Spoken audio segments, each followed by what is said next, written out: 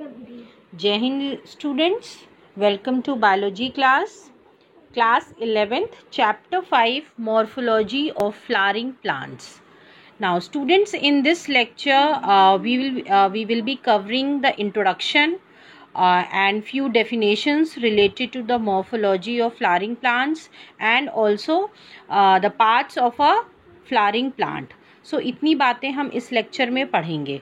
So as the term suggests, जो name है chapter का, दैट इज़ मॉर्फोलॉजी. मॉर्फोलॉजी माने क्या होता है? मॉर्फोलॉजी माने होता है एक्सटर्नल स्ट्रक्चर्स, ठीक है, या हम कह सकते हैं the things which are visible to us, उनको हम मॉर्फोलॉजिकल कैरेक्टर्स बोलते हैं.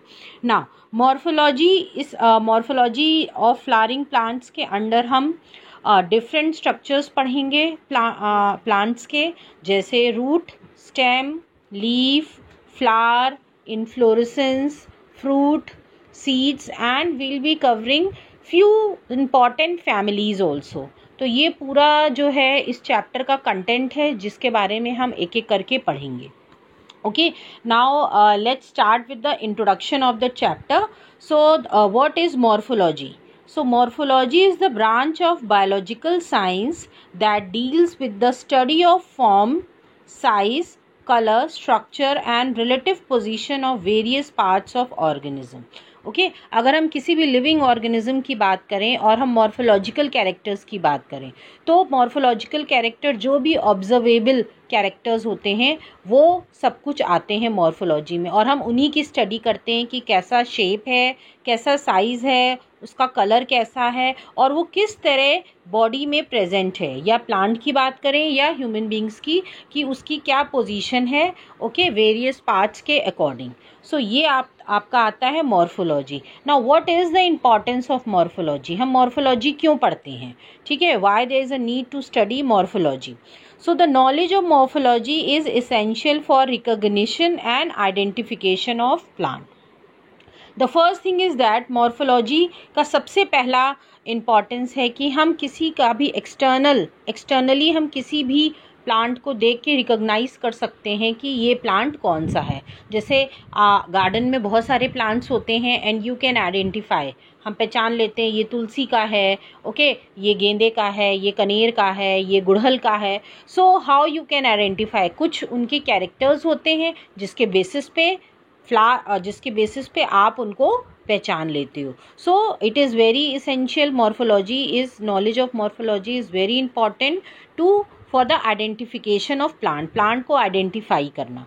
It give information about the range of variations found in species. Okay, morphology से हम वेरिएशंस के भी बारे में पढ़ते हैं कि किसी एक पर्टिकुलर स्पीशीज़ के बात करें तो उस स्पीशीज़ की बहुत सारी वैरायटीज़ होंगी, तो वो किस तरह वेरी करती है. जैसे गुड़हल की हमने बहुत सारी वैरायटी देखी है, गुलदाबदी की बहुत सारी वैरायटी होती हैं. गुड़हल की आपने येलो गुड़हल भी देखा है, ऑरेंज भी देखा है, रेड भी देखा है. तो ये हमें इस जो मॉर्फोलॉजी से हमें इंफॉर्मेशन भी मिलती है कि what are the variations which are present in a particular species, कौन कौन सी varieties हैं जो किसी species में present है. Lastly, the deficiency and toxicity symptoms are morphological changes that occur in response to shortage or excess of mineral. Then what happen कि as you all know कि plants को अपने, अगर हम plants की बात करते हैं तो उनको grow करने के लिए क्या चाहिए, minerals चाहिए, ठीक है, nutrients चाहिए.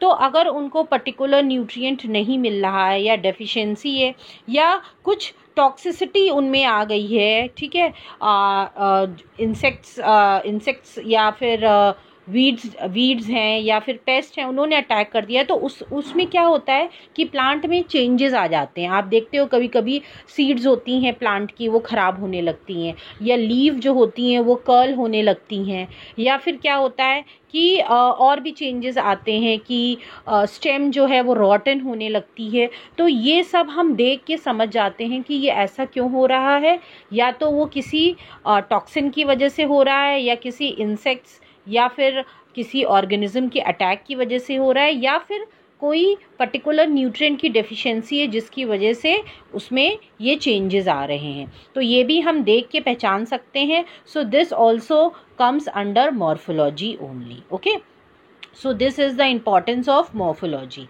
नाउ कुछ पॉइंट्स हैं जो कि हमको याद रखने हैं, फ्यू डेफिनेशंस हैं, उसके बारे में आपको पता होना चाहिए before starting the chapter. Morphology we have already discussed. अगर हम मॉर्फोलॉजी की बात करें तो मॉर्फोलॉजी को दो पार्ट्स में डिवाइड किया गया है, एक एक्सटर्नल मॉर्फोलॉजी और एक internal morphology. Okay, external morphology जो होती है it deals with the external forms.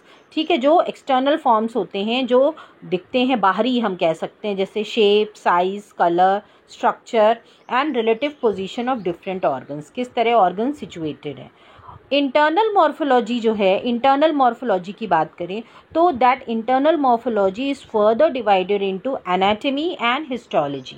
Okay, ये सब कुछ हम आगे पढ़ेंगे धीरे धीरे, क्योंकि ये इसमें हमें इस जो यूनिट हमने सेकेंड यूनिट स्टार्ट किया उसमें हमें ये सब कुछ कवर करना, मॉर्फोलॉजी भी, एनाटॉमी भी एंड हिस्टोलॉजी भी, everything will be covering.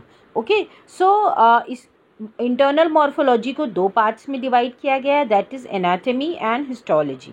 Anatomy जो है it deals with the internal structures exposed after dissection and opening of various parts of the organ. Anatomy जो है हम ऐसे नहीं स्टडी कर सकते हैं, ये इंटरनल स्ट्रक्चर की स्टडी होती है. और वो कैसे पॉसिबल है, जब हम उनका डिसेक्शन करते हैं, उनका हम TS या LS आप काटते हो, उसको माइक्रोस्कोप में देखते हो, तभी आप उसके इंटरनल स्ट्रक्चर्स के बारे में जानते हो. And this all comes under anatomy. Next is your histology. Histology जो है it is the study of tissues, their composition and structure. Okay, कि जो प्लांट है उसमें कौन कौन से टिश्यूज़ प्रेजेंट हैं, वो उसमें वो किससे बने हुए हैं, हाउ दे लुक, स्ट्रक्चर कैसा है, उनका फंक्शन कैसा है, ये सब कुछ आता है हिस्टोलॉजी में. That also will be covering in the later chapters, जो कि हम बाद में पढ़ेंगे. ओके, नाउ एक और टर्म है एडेप्टेशन. एडेप्टेशन क्या होता है? Any alteration in the structure और फंक्शन ऑफ एन ऑर्गेनिज्म और any of its part that results from natural selection and by which the organism become more fitted to survive and multiply in its environment. Okay, adaptation होता है capability of an organism to adapt itself from the on the changing environment. environment क्या होता है? environment keeps on changing. ठीक है, तो उस environment में अपने आप को ढालने की क्षमता को बोलते हैं अडेप्टेशन. जैसे हमने बहुत सारे पढ़े हैं अडेप्टिव फीचर्स की बात करें तो एक्वेटिक प्लांट्स होते हैं, उनमें जो स्टेम होती है हॉलो होती है, that is one of the adaptive feature. Okay, so animals की भी बात करो तो पोलर बियर्स में बहुत सारे अडेप्टेशंस हैं. ओके, देन पेंगुइन में हैं. सो और ये क्यों है? ये जो है, जो भी हमारे सराउंडिंग्स होते हैं, जिस इन्वायरमेंट में हम रहते हैं, उसमें सर्वाइव करने के लिए हमारी बॉडी में कुछ चेंजेस होते हैं. ठीक है, उन चेंजेस को हम बोलते हैं एडेप्टेशन. ठीक है, तो जो और जिसमें वही बेस्ट अडेप्टेड स्पीशीज़ कहा जाता है जो कि उस चेंजिंग इन्वायरमेंट में सर्वाइव कर सकता है, ज़िंदा रह सकता है. Okay, so this is also one of the term जिसके बारे में हम पढ़ेंगे. Okay, so these are the few definitions related to the chapter. Now, as you all know कि इसमें हमें morphology of flowering plant में हमें morphological structures पढ़ने हैं. So अगर हम किसी भी flowering plant को देखें, flowering plant में बहुत सारे parts होते हैं and you all are familiar with the parts. For example, flower you can see, fruits, stem, leaf, then nodes, internodes, bud, then roots, primary roots and secondary roots. So these are the few morphological structures which are present in a flowering plant. Now अब इनको जो है, इन structures को हमने दो तरह के systems में डिवाइड किया गया है, shoot system and root system, that you can see in the diagram. जो भी चीज़ें सॉइल के अबव, ठीक है, सॉइल के ऊपर पार्ट में प्रेजेंट होंगी उनको हम शूट सिस्टम में आएंगी वो, और जो भी underground the soil mean soil के नीचे जितने भी पार्ट्स प्रेजेंट होंगे प्लांट के, वो रूट सिस्टम में आएगा. तो रूट सिस्टम में रूट्स आती हैं.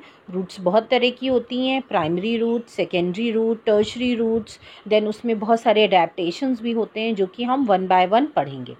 शूट सिस्टम में आपका the things which are present above the soil, जिसमें flower, fruit, stem, leaf, buds, nodes, internodes, ये सारे शूट सिस्टम में आते हैं. Okay, so all the flowering plants have root, stem, leaves, flower and fruits.